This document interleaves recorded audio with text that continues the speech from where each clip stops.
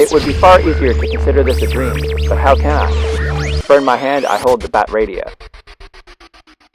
Welcome back to BatFacts. 2006. Already a comic book legend and his Batman legacy cemented with Gothic and Arkham Asylum, Grant Morrison began his multi-year, multi-book run on Batman. Originally planned as only 15 issues, it spun into over 75, inspired analytical texts, action figures, and countless blog articles. It represented a different take on Batman's continuity, reintroduced long-dormant concepts, and set the stage for the return of the DC multiverse. This episode of BatFacts, we look at Grant Morrison's Batman R.I.P. Continuity is important to comic book fans. An event being considered canon or not is a primary subject of debate. These things are important. It gives the story actual stakes if you know that there are repercussions over an overarching story, and what happens in one story will affect the events of the next. The trouble is, monthly comics are a return customer business model, so in order to have people coming back month after month, publishers need to keep finding new edges to send their protagonists to, and sometimes send them off of it. If you're DC Comics, your continuity is one of near continual revision. Way back in 1964, before the launch of the Adam West television show, and amid dwindling sales of their Batman titles, DC editor Julius Schwartz introduced New Look Batman, otherwise known as Yellow Oval Batman, and in the process making 25-plus years of backstories apocryphal. Many of these stories had gone into bizarre sci-fi territory, as well as featuring the extended Bat family. They were so serious about this that in 1985's Who's Who No. 2, they had two distinct biographical entries for each Batman, one for 39 to 64 and one for current. This of course leads to the events of Crisis on Infinite Earths in 1986, another reset event of sorts, where everything before was considered pre-Crisis continuity. To say nothing of the more recent New 52 and Rebirth. Believe it or not, Batman is one of DC's easier-to-follow histories. But when dealing with a perpetually 30-something character who has had 80 years of stories being published, taking him from a gritty urban vigilante to fighting otherworldly threats in space among gods, it becomes pretty mind-boggling to try to sort out how that could be one man's life. Unless you're Grant Morrison. Morrison's approach asked the question, what if, somehow, it all happened? What if Batman's entire publishing history through all eras was, in some way, one man's biography? What if Batman had gone through all of it, and it was now teetering between optimal performance and full collapse? And what if someone could exploit his entire history to topple the unbeatable force who readers began calling Bat-God? Batman R.I.P. saw Batman after everything you had read previously had somehow happened, and gave him a new mystery. Who is the Black Glove? Morrison's key to the entire R.I.P. saga came from a 1963 story called Robin Dies at Dawn from Batman number 156, that detractors and defenders alike concede is a genuine classic. Written by Batman creator Bill Finger, Batman and Robin find themselves on a dual-mooned planet, being chased by a giant stone monster. This sounds far out, but these types of adventures weren't uncommon at this point in Batman's history, which Morrison himself says are little more than throwaway fantasies for small children. What makes this time different is, eventually Robin succumbs to the giant rock monster's attacks. Horrified, Batman fights to survive and is on the brink of giving up when it's revealed that it was all a dream. Batman had been inside of a sensory deprivation tank, taking part in a government experiment and doing great work in the field of space medicine. The tale continues into their next adventure, where Bruce is so jarred by the experience he questions his own sanity, haunted by hallucinations of the giant rock creature, and eventually briefly giving up being Batman.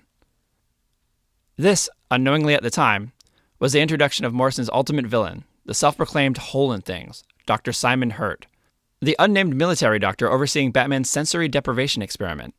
These experiments gave Dr. Hurt a new level of understanding into Batman's psychology, but also allowed him to implant a trigger phrase that would incapacitate Batman upon hearing it. As we come to learn, Dr. Hurt has been meticulously planning Batman's spectacular and all-encompassing downfall. He assembled the Black Glove with the goal being nothing less than the utter ruination of a noble human spirit, and Morrison has heavily implied that he's the devil himself, pitching the story as the story of how Batman cheats the devil. But the first harbinger of Batman's destruction in Batman R.I.P. was a nearly silent warning from the Joker, who holds a dead man's hand, 2 aces and 2 eights. The 8th letter of the alphabet is H, and aces are worth 1, equaling A. H-A-H-A. Get it? Also, Joker's Arkham Asylum cell is 0801, and his birthday is said to be August 1st. 2 bonus Joker facts for you. Despite the ominous warning, he doesn't give any information about the Black Glove. Just as Dr. Hurt had unknowingly invaded Bruce's mind, Jezebel Jet had gotten into his heart and his home. After meeting Bruce at an art gallery, the two quickly became a couple, and it wasn't long before she discovered Bruce's secret. When Jezebel was invited into an event hosted by the Black Glove called the Dance Macabre, Bruce takes Jezebel into the Batcave to tell her what he knows about the Black Glove, and Jezebel flips the script and leads Bruce to question his very sanity. She argues Batman is a disturbed little boy's response to his parents' death, asking, "What if you're not well?" And even, "What if the Black Glove is you?" Just as Bruce is finally beginning to question himself, Jezebel utters the phrase, ZUR and Arrh, a phrase seen on graffiti going back months of Morrison's run, and Bruce hallucinates the giant rock monster from Robin Dies at Dawn, and everything goes black. The Black Glove had made their move. After the Black Glove ransacked the Batcave, beat Alfred, and leave Bruce beaten, drugged, and delirious out on the street, their plan still in motion, Dr. Hurt dons a bat suit of his own, claiming to Alfred that he's somehow Bruce's long-dead father, Thomas Wayne. This outfit comes from a 1956 issue of Detective by Bill Finger, in which Thomas Wayne unwittingly foreshadows his son's life by donning a bat-themed costume of his own to a masquerade ball. This cherished memento is used to macabre effect when worn by Dr. Hurt for the remainder of the story. ZUR and Arrh is revealed to be Dr. Hurt's trigger phrase to incapacitate Bruce Wayne. But what they didn't suspect is that Batman thinks of everything, and had prepared for psychological attacks by training his mind to reboot into a backup personality stored in the depths of his subconscious. One with all the violent rage, rigid training, and vigilance of Batman at his peak, and none of the elements of Bruce Wayne that may hold him back. He's essentially Batman's Tyler Durden. This is the Batman of ZUR and Arrh. The name and look of this character is a reference to 1958's Batman number 113, when Batman encounters an alternate red and purple version of himself on an otherworldly adventure. It would be far easier to consider this a dream, but how can I? For in my hand I hold the Bat Radia, Batman says at the story's conclusion, holding a souvenir of his adventure in ZUR and Arrh. The phrase itself, instead of being the name of an alien planet, here is said to be young Bruce's mishearing of one of his father's final words to him on the fateful night of their murder. The sad thing is that they'd probably throw someone like Zorro in Arkham. ZUR and Arrh. This particular element of RIP proved popular, spawning a cartoon adaptation of the original 1958 tale on Batman the Brave and the Bold, with the Batman of ZUR and Arrh being voiced by everyone's favorite Batman voice, Kevin Conroy, as well as an action figure, character skins, t-shirts, and an extremely rare and expensive Funko Pop and Lego minifig.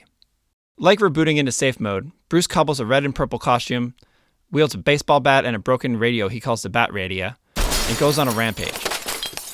We learn it's a temporary solution to get Batman back from his psychological attack, where his non-punchable problems can be properly dealt with. Shepherding his righteous ass through the Valley of Darkness? Of course, Batmite. Batmite, the magical imp from the fifth dimension, was introduced in Detective number 267, May 1959, as Batman's answer to Superman's popular Mr. Mixelplex, or Mr. Mixyatiplex, whatever. I was surprised to learn that they both predate the Great Gazoo from the Flintstones. Batmite, a devout Batman fan, would often visit Batman and set up bizarre predicaments just so he could watch Batman get out of them. Here in Batman R.I.P., he's said to represent what's left of Bruce Wayne's voice of reason, attempting to guide the ruthless Batman of ZUR and Arrh. Before parting ways, Batman asks Batmite if he's really a hyper-imp from the fifth dimension, or just a figment of his imagination. Imagination is the fifth dimension, Batmite replies. Some world's greatest detective you are. Just as it seems Batman has finally returned to normal and gained the upper hand, several more twists and turns are revealed, as Jezebel Jet shows her black-gloved hand, the Joker turns on Dr. Hurt in the Black Glove, and finally, Batman is buried in a shallow grave so that he may be exhumed once permanently brain damaged for the entertainment of Black Glove's Dance Macabre partygoers, the end result of Simon Hurt's meticulous plan. I won't spoil RIP's conclusion if you've somehow made it this far and not having read it, but needless to say, on a long enough timeline, Batman always wins. Originally planned as the grand finale, Batman RIP turned out to be one of several crown jewels in a much grander, broader story that Morrison was telling. Fleshed out by Last Rites, a 2-issue coda of Morrison's It All Happened approach, and later in the RIP, The Missing Chapters, which bridged the gaps between Batman's climactic battle with Dr. Hurt to his even more climactic battle against Darkseid in the Morrison-helmed Final Crisis. This resulted in his supposed death, which was really just an adventure through time and space. But that's another story altogether. This really paved the way for establishing a new DC multiverse, reintroducing more fantastical elements into Batman. Writers such as Scott Snyder and his Dark Knight's Metal series and resulting Dark Multiverse have carried these concepts forward. The events of R.I.P. also led directly into what many consider to be a modern classic, the short-lived Dick and Damian era of Batman and Robin, which gave readers a fresh take on the Batman and Robin dynamic. One through line of R.I.P. is the introduction of Batman's Black Casebook, his own personal X-Files, where he documents cases which defy explanation in some way. This was a clever way to frame Batman's recollection of stories that would otherwise be unexplainable, and DC would later publish their own Black Casebook, collecting many of the stories that inspired Batman R.I.P. In the wake of Batman's disappearance, Alfred Pennyworth, the keeper of the Black Casebook, takes over narration in Bruce's stead and encapsulates the entire story thusly. The whereabouts of Batman remains unknown, and yet I can see him now in the grip of implacable forces, innumerable foes, somewhere without hope, in a place where all seems lost. And I know this: the enemy will look away for just a moment, underestimating him for that single fraction of a second too long. And no matter how dark the night, there will be no place for evil.